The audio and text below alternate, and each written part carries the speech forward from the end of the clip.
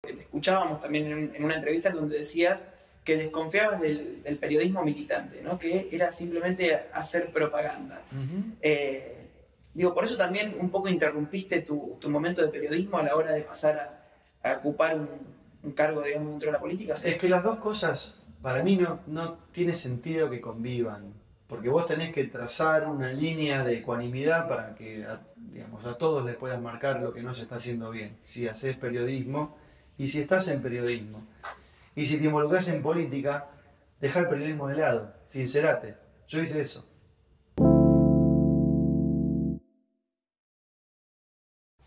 Ciro, muchas gracias por estar acá, por venir. ¿Cómo anda? ¿Todo bien? Un placer. Gracias a vos. Gracias. Ciro Ruperto. El nombre de mi papá, de mi abuelo y de mi bisabuelo. Ah, bueno, está bien, viene de familia. Es una tradición familiar, sí. Pero... ¿Cómo convivís con ese nombre? ¿Está bueno? Y ahora lo tomo hasta con cierto orgullo, te diría. Está bien. Lo enalteces y lo llevas arriba. Sí, en la primaria fue más duro.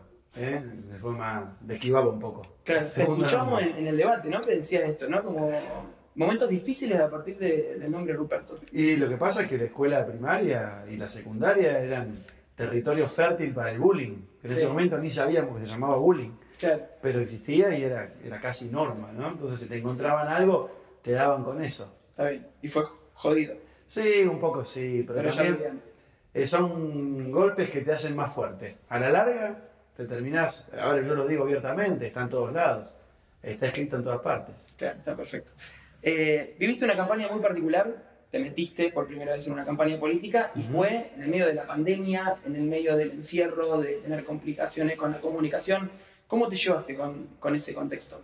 Fue muy difícil, sobre todo porque había un ánimo en la gente marcadamente pesimista después de casi 2 años de pandemia y había que buscarlos y conversar con ellos, tratando además de generar una cercanía, pero a la vez no tan cerca físicamente. O sea, fue complicado.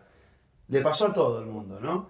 De todas maneras no dejamos de recorrer cada barrio, de estar en todas las esquinas de los barrios, tratando de llevar adelante nuestra propuesta, que nos conocieran, que yo me había sumado a este espacio político, el de Pablo Hawking, el intendente, y que tenía la idea y tenía las ganas de involucrarme y de comprometerme, que esa es la palabra, para hacer cosas, para mejorar la vida de los vecinos, de los barrios fundamentalmente, pero también del centro, muy castigado, sobre todo durante la pandemia. Viviste un montón de campañas del lado del comunicador, digamos. Cuando pasaste al lado del candidato, ¿con qué te encontraste? ¿Te sorprendió algo? Me sorprendió mucho la llegada que había logrado tener como periodista, como conductor televisivo. La verdad que uno piensa que las redes sociales son el medio que manda y que gobierna, y en realidad, si bien tiene una difusión muy grande y un alcance muy grande, hay lugares en donde todavía culturalmente no está tan arraigado, y el medio tradicional tiene un peso. Y fue muy impresionante meterme en barrios y en casas que me habían visto, gente con la que yo sin saberlo había compartido los mediodías durante 10 años. Fue una experiencia muy fuerte, hasta chocante, diría, por el afecto, por la buena disposición, por la confianza, que además después se reflejó en cómo nos fue en las elecciones internas. La verdad que lo sigo tomando como un hecho inolvidable que me va a marcar para siempre. ¿Sentís que es como una respuesta de la gente a todo eso que le diste durante estos últimos años? Me parece que sí, y me parece que también haber logrado eso como periodista es un desafío logrado y cumplido, que a mí me da esa satisfacción de haber comprobado que la gente confiaba en mí. Me llevó los años 20 y pico de mi profesión de periodista. Ahora tengo el deber y la obligación de que comprueben que también pueden confiar en mí en este nuevo rol. Claro. Y con el sector político en el que ingresaste, bueno, sabemos muy bien que es el sector de Pablo, que vos has hablado que también para vos fue una inspiración. Y competiste también en las PASO con el Frente Progresista Cívico y Social. Después de las PASO y encabezando las listas con respecto a las generales, ¿cómo te llevas con los otros espacios de la lista? Muy bien. La verdad que...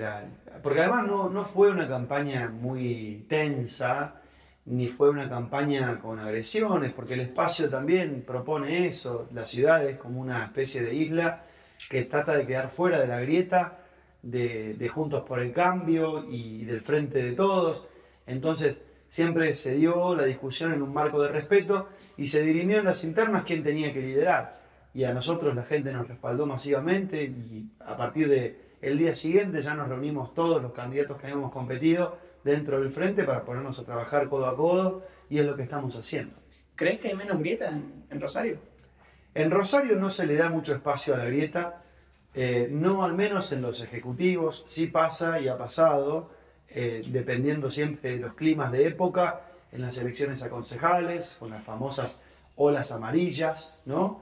Pero es una ciudad que intenta resistir esa grieta, que intenta rescatar primero sus valores fundamentales de ciudad pujante, de pensar en que hay que moverla, de pensar en que tiene que ser independiente de lo que digan en nación, y eso también se ve reflejado en el Consejo Municipal, donde se sientan a conversar juntos por el cambio y la cámpora en una mesa para que los temas salgan. Eso a nivel nacional no pasa, no es muy frecuente. Claro, ¿sentís que hay como más posibilidad de juntarte a discutir un poco eso y llegar a un consenso, digamos? Pablo siempre dice que llegó a esta ciudad y que quería ser el intendente porque venía a unir. Y la verdad que el objetivo ese de unir se va logrando. Por supuesto que hay temas sobre los que es muy difícil ponerse de acuerdo, porque son muchas posturas y algunas son diametralmente opuestas, pero siempre rescato el diálogo, ¿no? Y la ciudad prefiere eso y eligió eso en las últimas elecciones. Esperamos que lo vuelva a hacer. Te llevo a un contexto que también es nacional, que ocurre, digamos, en la elección de concejales, que es que hay muchos candidatos que vienen y provienen de los medios, vos sos uno puntualmente que proviene del periodismo, y hay como un montón de diferentes posturas a partir de esto. ¿Por qué pensás que ocurre esto? ¿Te parece que es un fenómeno particular que sucede por alguna cuestión? Yo quiero decir que si es un fenómeno, tiene que ver... Yo tendría dos niveles de análisis. El primero es que si es un fenómeno tiene que ver con la poca credibilidad del dirigente político tradicional y a veces la dificultad de las propias fuerzas de generar electores, ¿no? Es decir, personas que puedan liderar y que a la vez sean creíbles. Eso a las fuerzas políticas les está costando un poco. Entonces, la sociedad de hoy, que es más abierta, más transversal, no tiene prejuicios a la hora de ir a votar. Y si proviene de otro lado que no es de la política, también lo puede elegir. Al mismo tiempo te digo, la política hasta acá se nutrió de médicos, abogados, ingenieros, empresarios exitosos en la actividad privada. Yo no le veo nada de malo a que un periodista tome una decisión. El segundo nivel de análisis es personal. Yo sé por qué me involucré en esto. Yo sé los motivos que tuve personales, además de la inspiración en Pablo. Quise comprometerme porque sentí que podía dar más. Y mi caso en particular implicó una decisión de vida que a mí me llevó a renunciar a 22 años de profesión periodística. Yo renuncié y puse mi firma en un papel. Y renuncié sin saber cómo me iba a ir. Renuncié mucho antes de ser candidato. Entonces, yo ahí hago la salvedad. El resto, yo no sé qué razones tuvo. No sé por qué tomó la decisión. Pero la verdad también es que hay que decir que históricamente en los últimos años hubo casos de concejales o de legisladores que provienen del periodismo o de los medios y después en sus roles legislativos son buenos. Entonces no hay que tener ese prejuicio. Con respecto a las elecciones, hubo muchas críticas a la boleta, que fue muy larga, que tuvo 55 candidatos, y que también tuvo una particularidad, que es que acá en Rosario tenemos boleta única.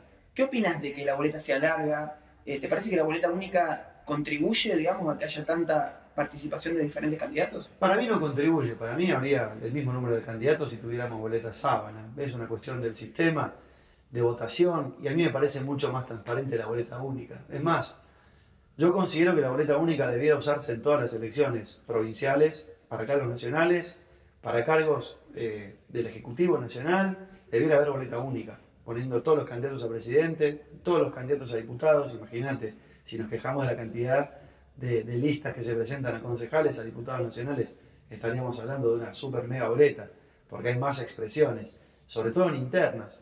Lo bueno del sistema de internas es que se depura, y de 55 propuestas quedamos 5. Entonces, con un mapa mucho más claro y con muchos menos candidatos, ahora la decisión para el votante va a ser más fácil. El juego democrático es así, no podemos limitar el número de candidatos que se quieren presentar. Después hay que ver cómo les va. Voy a tu historia personal y me interesa saber algo puntual, que es ¿cuál es el momento exacto de tu vida en el cual decís, bueno, voy a participar activamente de la política, de las instituciones? Hubo varios momentos. Yo sentí esa inquietud, de chico participé de espacios de decisión, de compromiso, en centros de estudiantes. La verdad es que esa inquietud estuvo siempre presente. El clic termino de darlo este año, después de sentir ya que no podía afrontar otro año haciendo lo que hacía, porque hacía rato que venía sintiendo que lo que yo había dado ya estaba y que tenía una mezcla entre la energía y la experiencia que me hacían muy seductor involucrarme. Desde el punto de vista de que teniendo energía, teniendo experiencia, conociendo un poco cómo funcionan las cosas, podía aportar y podía hacer más. Y la verdad es que cuando me voy a dormir y pienso en la posibilidad de ser concejal, me acuerdo de que por medio de mis acciones, oyendo lo que tienen para decir diferentes sectores, pero voy a decir vecinos y vecinas para hablar de todo el mundo en general, tomando eso y sabiendo que puedo hacer algo concreto para mejorar esa vida de ese vecino, de esa vecina, a mí me da una satisfacción que el periodismo, la verdad, no me puede dar, porque no me la puede dar. Me la puede dar con límites. Vos podés contar, vos podés avisar, vos podés denunciar, y está perfecto, y es muy valioso, y es un contrapoder a los otros poderes, ¿no?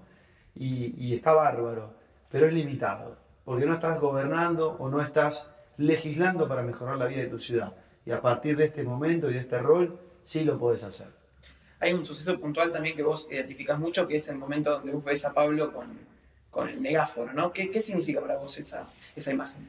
Significa lo que yo espero de la política y que me enoja cuando no lo encuentro. A mí lo que me enoja de la política o de la forma de hacer política de muchos dirigentes, para decirlo correctamente, es su lejanía y es su distancia con lo que más le preocupa a la gente. Como periodista yo lo viví, me molestó, y cuando lo vi a Pablo dije, al fin hay un tipo como nosotros que está ahí. O sea, yo hubiera hecho eso también. Y me siento representado por esa forma de ponerse un tema que en ese momento era inédito, que era la pandemia, al hombro, con una responsabilidad que tampoco era la de él, ir y ordenar. Podría haber mandado inspectores a que hagan eso. Pero él necesitaba que el mensaje fuera contundente. Entonces, ¿qué hizo? Fue él mismo. Y ahí es donde vos decís, mira, un tipo a pie, que va caminando, agarra un megáfono y se pone el tema al hombro. Y eso, la verdad, es un antes y un después en mi vida. ¿Y te habían ofrecido participar de elecciones de otros sectores? Muchas veces, de diferentes sectores y diferentes espacios políticos. ¿Y en este momento te llamaron o fue una cuestión de devoción tuya? Esa pregunta me encanta porque a mí no me llamó nadie. Eso es lo que más me gusta de todo este proceso. Es genuino porque nadie me vino a buscar, nadie me vino a tentar. Yo dije que podía hacer algo si me dejaban y propuse hacerlo, y por suerte al intendente le pareció una buena idea incorporarme y me puso a trabajar en un área de atención y respuesta rápida a vecinos y vecinas, en donde aprendí mucho sobre gestión y sobre infraestructura urbana. Sigo aprendiendo, llevo pocos meses, pero es un curso acelerado porque es los 7 días de la semana durante prácticamente todo el día. No descansás. Yo cuando abro mi Instagram me encuentro con pedidos, con fotos de calles que están rotas, o con lugares en donde hay que cortar, hay que podar mejor los árboles, hay que mantener mejor los espacios de los rosarinos y rosarinas, y yo en ese momento mismo los derivo a esos temas, a la hora que sea, el día que sea. ¿Te sirvió este cargo para afrontar, digamos, una posibilidad de ser concejal en un futuro? Y vos imaginate que es como unas inferiores para ser concejal. Antes de debutar en primera división, te ponen, vas escalando en las inferiores, jugás en la reserva y después vas a primera. Bueno, esto fue como ir a las inferiores y a la reserva todo junto, y jugar en primera va a ser concejal. Claro. Cuando te dan el cargo, ¿sabías que posteriormente ibas a ser candidato o aceptaste el cargo? No lo sabía, te soy sincero, yo pensé que iba a trabajar en esa línea, y después me dijeron, si aceptás una candidatura, vas a tener más herramientas. Vas a poder gestionar más temas. Y vas a poder pensar en la ciudad que querés para mañana, para tus hijos. Y a mí eso, yo no le puedo decir que no a eso. Porque me parece increíble que tenga esa oportunidad en este momento de mi vida, me parece increíble. Entonces también es un quiebre ese momento. Cuando digo, dale, vamos, sabiendo lo que una campaña implica, porque lo viví como periodista y lo vi. Pero sabía que también, si haces las cosas de corazón y de forma genuina, la gente te va a apoyar. Y bueno, me apoyó y mucho más de lo que esperaba. Te quiero preguntar también un poco por tu identidad política. ¿te identificás con alguna rama de la política nacional, de las identidades que vienen, digamos, históricamente en nuestro país? La verdad es que es difícil decirlo en esos términos, porque durante los últimos años sobre todo, pero durante gran parte de la historia argentina hubo muchas mutaciones. Si yo te dijera que me identifico con el peronismo por su noción de justicia social, también te podría decir que otros gobiernos que dicen ser del mismo signo tergiversaron eso y hay funcionarios sospechados de hechos de corrupción que la verdad no le hacen justicia a la idea de justicia social. Si te dijera que me identifico con el radicalismo, también tendría que decirte que parte del radicalismo fue el que apoyó los golpes militares en la Argentina. Es una idea en la que estoy totalmente en contra. Entonces no te lo podría decir en términos genéricos. Sí podría decirte que me interesan personajes de la historia argentina que han contribuido a hacer el país más grande, a hacerlo crecer, y que hay que seguir esos ejemplos tomando lo bueno y descartando los errores. Porque, digamos, la historia te enseña sobre los errores para que no los repitas, no para que los repitas con una intencionalidad política. Y vuelvo, digamos, a tu recorrido como periodista. Estuviste 20 años, ¿no? Haciendo Sí, periodismo. un poquito más. Empecé a los 19, tengo 42. Sí, 22, 23 años. Hay una cosa que me pareció muy interesante de una entrevista que vos dijiste, que era que ser periodista no era una profesión, sino también una manera de ser y de vivir. ¿Cómo te llevas con esa manera de ser en este momento en donde vas a cambiar tu profesión por un tiempo? Y la vivo como parte de mí. No puedo despegarme del hecho de ser comunicador social o de haber ejercido el periodismo. Toda esa atención que prestás, esa curiosidad, esas ganas de cambiar las cosas están presentes, solo que con otras herramientas. Yo me llevo en armonía, la verdad lo vivo bien, y no tolero por ahí cuando, no es que no tolero, me molesta un poco y hasta me causa algo de gracia, pero reconozco que incomoda que no te crean porque venís de la televisión, como si fuese una mala palabra. Y en realidad la televisión ayuda y ha ayudado a muchos políticos que dicen que lo que viene de la tele es malo. Entonces debieran mirar hacia adentro también. ¿Y te llevas algo de tu recorrido como periodista? Por supuesto. Yo me llevo todo lo aprendido, el conocimiento de la ciudad, los problemas de los barrios, las cosas con las que yo tomé contacto en los últimos meses son cosas que yo más o menos sabía por estar frente a las cámaras o a un micrófono y escuchar a los vecinos y vecinas contar. Entonces me llevo todo eso, que es un bagaje inmenso, y también me llevo la enorme posibilidad de haber entrado en la vida de mucha gente que por razones personales eligieron ver o escuchar o sentirse acompañados por los programas en los que yo participé. Y eso para mí es invaluable, yo lo agradezco todos los días. Si no hubiera sido por eso, todo este camino hubiese sido mucho más difícil, más duro para mí. ¿Cómo te encontraste con la gente a la hora de ocupar ese rol de candidato? Con mucho afecto, con algún reclamo por haberme ido, que me extrañan, que quisieran que volviese a la tele, que no es lo mismo, con algún reclamo de ¿para qué te metiste en política? Que la política es complicada, es difícil, no te van a dejar hacer cosas. Y también con el afecto de, che, no, pues está bien, lo que hiciste es una gran decisión, vamos a confiar en vos. Y también el pedido, ¿no? Que está presente siempre, bueno, pero ahora no nos falles, no nos decepciones, como lo han hecho otros políticos. Y bueno, todo eso resuena y te hace sentido, ¿no? Está esta noción instalada un poco de la política, de que es complicado hacer cosas, de que siempre como hay palo en la rueda. ¿Te encontraste un poco con eso a la hora de...? Y si te dijera que no, te miento. Y la verdad que yo digo la verdad. Sí, me encontré con palos. Me encontré con cuestiones burocráticas que yo no les veo sentido, no se los encuentro. Pero de todas maneras la gestión de Pablo es tan transversal que yo aún con un papel muy chiquitito dentro de la gestión, que lo estoy llevando adelante y que me permite participar de reuniones de gabinete, por ejemplo, para conocer los números grandes, la planificación de la ciudad, todo eso. Es tan transversal la gestión que yo puedo resolver con las áreas operativas. Y muchas veces trato de buscarle, así como está, esta mesa está hecha de esta forma, bueno, le encontrás la vuelta para subirte por un lado que nadie espera y resolver un problema más rápido. Así como está hecho, lo que está hecho también está la manera, dentro de la ley siempre, dentro de la norma, de ejecutarlo más rápido. ¿Qué te parece lo más urgente para llevar al Consejo? Lo más urgente, hacer que la ciudad se fortalezca para tener autonomía, para poder tomar la seguridad en manos del intendente. Y que el intendente es el que defina los operativos de seguridad, los dispositivos, los corredores seguros, los controles policiales, los patrullajes, las cuestiones operativas que hoy Rosario, con una ciudad de 1 millón de habitantes, no puede resolver porque tiene 3.100 policías para salir a la calle, y de los 160 móviles que tenemos asignados a la Unidad Regional 2, hay 80 que están rotos y que les faltan piezas y que están en mantenimiento y no pueden salir. Esa realidad necesita ser cambiada de manera urgente y el intendente está mirando, Pablo está viendo la forma de que Rosario logre esa autonomía. Nosotros como consejo lo podemos hacer, lo podemos pedir, lo podemos elevar además e insistir con nuestros legisladores en la Cámara de Diputados de la provincia para que ese tema avance, porque es lo más urgente de todo.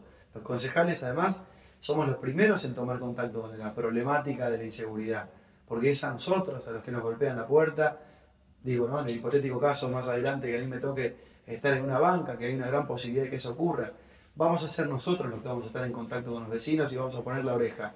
Y vamos a ser nosotros los que vamos a participar de las reuniones como las que ya se vienen llevando adelante, que se han hecho más de medio centenar este año, entre concejales, iglesias, vecinales, Ministerio de Seguridad, Ministerio Público de la Acusación, Poder Judicial, Intendencia. Hay una mesa muy grande en la que se vuelcan todos los problemas. Lo que pasa es que hasta ahora no vemos que esos problemas volcados se traduzcan en decisiones firmes. Los operativos duran 1 o 2 días, una semana y después desaparecen. Y eso es lo que no tiene que ocurrir. Voy al eje de este tema, digamos, de la inseguridad, que también era uno de los tópicos que queríamos hablar. ¿Cuál te parece que es la raíz del conflicto de la inseguridad acá en la ciudad? Tiene raíces muy profundas. Están basadas en la desigualdad. Es un mal endémico en Argentina. Argentina tiene una situación de desigualdad muy grande, con muchas provincias postergadas, grandes ciudades que en los alrededores o en las periferias tienen barrios de emergencia. Nosotros preferimos decir que son barrios populares, porque se fueron poblando, ¿no? Y ahí viene la noción, el concepto de lo popular. Esos barrios populares ahora van a empezar a atravesar un proceso de transformación muy grande, como se está haciendo en Barrio Banana, Barrio Corrientes, Barrio La Gata. Todos se llamaban villa antes. Y estamos haciendo todo para que dejen de llamarse villa y se empiecen a llamar barrios. Nuevo Alberdi, Cordón Ayacucho, Cuyen, La Cerámica, República de la Sexta. Son todos barrios a los cuales se les va a llevar pavimentación, cloacas, agua, energía eléctrica, conectividad, porque Rosario firmó convenios con empresas que se dedican a este servicio y que se van a instalar donde las grandes empresas no quisieron invertir. Y estas empresas que son un poco más chicas y son proveedoras de internet, se van a meter porque ven que la única manera también de crecer es tener más gente y están dispuestas a hacer ese esfuerzo que es enorme, pero hay que darle calidad de vida a la gente, hay que devolverle educación y trabajo y vamos a trabajar con herramientas locales para poder hacerlo, sabiendo que no vamos a poder resolver el problema de la desocupación o el problema de la desigualdad, pero por lo menos lo que vamos a hacer no va a ser mirar para el costado, sino asumir lo que podemos asumir, lo que podemos lograr y hacerlo. Voy a otro tema que nos preocupa mucho también a los rosarinos, a las rosarinas y sobre todo también a los jóvenes, que es el tema del ambientalismo. Te habíamos escuchado en algún momento decir que a vos te gustaría participar de la comisión de ecología. Sí. ¿Qué nivel de prioridad ocupa el tema del medio ambiente, teniendo en cuenta que digamos, tenemos una ciudad donde hay bajante histórica del río Paraná, quema de los humedales y que el tema está en agenda y que la gravedad es como muy grande? Mirá, el ecocidio que estamos viviendo en estos momentos no tiene precedentes y se da en un contexto global de crisis climática y crisis de biodiversidad, ante el cual nosotros nos tenemos que despertar. Las ciudades pueden parecer pequeñas ante un problema global, pero la realidad es que las decisiones individuales que se toman en las ciudades generan impactos medibles para frenar el cambio climático y para frenar la crisis de biodiversidad. Y hay temas en los cuales ya no se puede ni siquiera frenar, que no se puede volver hacia atrás. Particularmente la ciudad avanza en las plantas de recuperación de residuos. Hay un proyecto de ordenanza aprobado de Banco de Materiales de Construcción con el concepto de economía circular, de que cada vez se reutilice más y se tire menos. Hay que redefinir la ordenanza de basura cero que tiene la ciudad de Rosario. Y también lo que vamos a proponer, por lo menos en mi caso, va a ser un cuerpo de brigadistas voluntarios cuidadores de río y también una oficina municipal unificada de denuncias de lo que pase en Rosario, para poder trasladárselo a las autoridades nacionales y provinciales para que accionen directamente. Y también vamos a insistir con la ley de humedales, ¿no? Que la verdad es que hay muchos proyectos en danza desde hace muchos años y hoy Argentina no tiene cuantificados sus humedales o no tiene un criterio claro en torno a qué rumbo se tiene que tomar, cómo los vamos a cuidar, cómo los vamos a aprovechar de manera responsable, reconciliándonos con el medio ambiente. Sobre todos esos temas vamos a trabajar también. Hablamos de causas que nos preocupan y hay una causa que a nosotros como jóvenes nos interesa mucho, que es el tema del feminismo. Rosario desde 2019 crea por primera vez la Secretaría de Género y Derechos Humanos. ¿Qué prioridad tiene en tu agenda el tema del feminismo? Mirá, quiero agregar a ese dato que me parece muy bueno, que también es muy bueno, que es el primer gabinete paritario que tiene la ciudad de Rosario. Los secretarios y subsecretarios y secretarias que forman parte del gabinete están conformados prácticamente en mitades. Y la verdad es que es un gabinete tan transversal que participan de la gestión y del gobierno de la ciudad. Lo que vamos a hacer va a ser profundizar el trabajo que se viene desarrollando a través de los centros que tiene la municipalidad para atender a los reclamos, por ejemplo, a las situaciones de violencia de género, a las líneas de respaldo para situaciones de violencia de género, a las campañas que se vienen haciendo y que se tienen que profundizar porque vemos que hay lugares a los que no se ha llegado. Y hay lugares en los que culturalmente hay que romper una cultura en la cual hay muchas mujeres que están absolutamente indefensas. Yo no quiero ponerme a hablar de qué es lo que debiera hacer el feminismo o las mujeres en general, porque esa es una discusión que justamente lo tienen que plantear las mujeres. Nosotros tenemos el deber de acompañar y tenemos el deber de ponernos en su lugar. Y tenemos el deber también de generar espacios para que, por ejemplo, en el transporte público, una mujer se sienta segura. Hoy no se siente segura. Y eso es una gran deuda que hay que cambiar. Hay que lograr que se vaya equiparando, por ejemplo, la cantidad de choferes en el servicio público de transporte. Yo mismo le propuse al intendente, primero que nada, que para resolver el problema de la falta de taxis en este momento, se llame a licitación de nuevas chapas, nuevas autorizaciones para los taxis, que sean 500 y que la mitad sea para choferes que son mujeres, obviamente, para conductoras, para poder ir equiparando también lo que ha sido históricamente una profesión marcada por el machismo y marcada por una situación de vulnerabilidad con las pasajeras. Es algo en lo que hay que trabajar muy fuerte, porque aunque parezca mentira, hoy por hoy yo lo vivo, porque tengo amigas, tengo la mamá de mis hijos, tengo mi mamá, tengo mi hermana, y la verdad, a la hora de moverse por la ciudad, son muchas las dudas que aparecen, a la hora de caminar por la calle, es mucho lo que se sufre y lo que se siente todavía, y todo eso requiere de un trabajo conjunto al cual no le podemos correr el cuerpo. Te nombré algunas causas de cosas que preocupan generalmente a la gran porción de la población, de los jóvenes, de la juventud también. ¿Te parece que está alejada la discusión que existe en la calle con respecto a la discusión que hay en las instituciones? Alejada la calle de lo que discute la política, digamos. Exacto. Ese es el planteo. Yo creo que hay muchos políticos y muchos dirigentes que están lejos y se concentran en lo que se llama el círculo rojo, que es la discusión entre pares y lo que dicen los medios de comunicación. Pero después hay una especie de texto general, mucho más amplio y diverso, que es el de la opinión pública fuera de los medios, o sea, lo que los medios no reflejan. Y es el pecado. Poner el foco en el círculo rojo es divorciarse del interés de la ciudadanía. Hay que prestar atención al medio, pero también hay que estar en la calle. Hay que recorrerla permanentemente. En campaña sí está bien, pero después durante el ejercicio de los mandatos también. Y yo puedo decir que a mí me da mucho orgullo que el intendente lo hace. Recorre, está todo el día recorriendo y está todo el día realmente caminando por la ciudad en diferentes barrios, con obras y a veces simplemente caminando, que la gente lo vea y hable con él. Me parece que eso es lo que está esperando hoy el rosarino, la rosarina y en general el resto del país está esperando eso, un dirigente. descontracturamos un poco la situación seria y el Dale. speech. Y te quiero proponer un juego que creo que ya te lo había mencionado. Le estamos preguntando a todos los que vienen acá que te imagines con qué figura política, con qué figuras políticas en plural, vivas o muertas, te sentarías a tomar algo. Yo me sentaría a tomar algo con Ilia, me sentaría a tomar algo con Balbín, me sentaría a tomar algo con Perón, me sentaría Pueden a tomar estar algo juntos en con la misma Perón. mesa, digo. ¿Todos Puedes en la misma armar mesa? Exacto. Ponemos un grupo de WhatsApp Tranquilamente. y vienen todos. Yo creo que una vez que se les va la presión de estar vivos, todos los que te nombré que ya no están, se sentarían a charlar. Se vienen a charlar, claro. Porque no hay nada en disputa. Cada uno de su contexto. Ya terrenalmente no pueden hacer nada. Pero en un mano a mano me gustaría hablar para poder aprovecharlos con Alfonsín. Y desde luego, me encantaría. Me encantaría sentarme y conversar.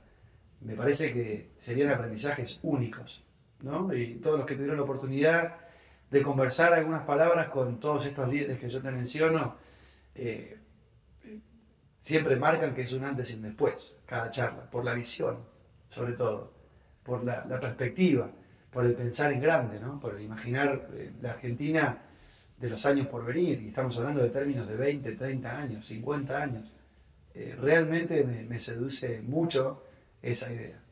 Voy al momento interactivo del ciclo. Dale, y a ver. te voy a dejar te voy a mostrar una pregunta que te hizo el candidato que vino antes, que es Lisandro Cavatorta, que te deja la siguiente pregunta. Bueno, Ciro, hola, ¿cómo estás, amigo? Te tengo que hacer una pregunta a un colega. Me gustaría preguntarte, Ciro, si te parece que es lo mismo contar los problemas de un estudio de televisión o pisarlos, sentirlos, palparlos y embarrarte las zapatillas. ¿Es lo mismo? ¿Será lo mismo? Primero voy a decir que no es lo mismo. Segundo voy a decir que también estuve en la calle muchos años, porque fui móvil de exteriores en radio y televisión. Pero también me gustaría preguntar o responder con esta pregunta. Si es lo mismo hacer un programa antipolítica llamado Vótelos que ser político. O si es lo mismo denunciar la corrupción de funcionarios y políticos y ahora representar a funcionarios y políticos del kirchnerismo, que muchos tienen causas abiertas por hechos de corrupción. Es una pregunta que me parece válida también. Tenés la posibilidad de dejar una pregunta a la persona que viene ahora después de vos, que es Anita Martínez, así que tenés la cámara ahí para dejarle una pregunta que vos quieres. A Anita Martínez me gustaría preguntarle qué pasó. En algún momento pudo haber sido intendenta de la ciudad. La veo muy callada, la veo muy quieta y me pregunto si no le estará entregando la ciudad al kirchnerismo, ¿no? Que es lo que realmente dicen que no van a hacer. No la estoy escuchando mucho. Bueno, te dejo un regalo de los chicos de Antojo Box Muchísimas gracias. y muchas gracias por haber estado acá. Gracias. Y te hago la última pregunta. Dale. Ciro, ¿por qué la voz de Rosario? La voz de Rosario es la voz de todo el mundo, la voz de toda la ciudad, la voz de los barrios, la voz del centro, la voz de una ciudad que quiere ser multicéntrica y activa y que sabe cómo salir adelante y sabe cómo salir adelante sola. Lo bueno de esta gestión es que es una gestión que va y habla con los barrios y habla con los centros comerciales de los barrios, por ejemplo, y habla con los empresarios del centro, los comerciantes del centro, y les pregunta, che, ¿qué necesitan? ¿Cómo podemos hacer para salir adelante? Y ellos proponen, y la ciudad toma y ordena. Y eso es lo que hace un Estado. No solamente estar, y no solamente proponer soluciones, sino escuchar. Y me parece a mí que la voz es algo que se escucha, y nosotros queremos ser la voz, pero la voz no para hablar, para escuchar primero y hablar después, sobre el camino que debemos tomar todos juntos. Ciro, muchas gracias. Gracias a vos. Un gusto.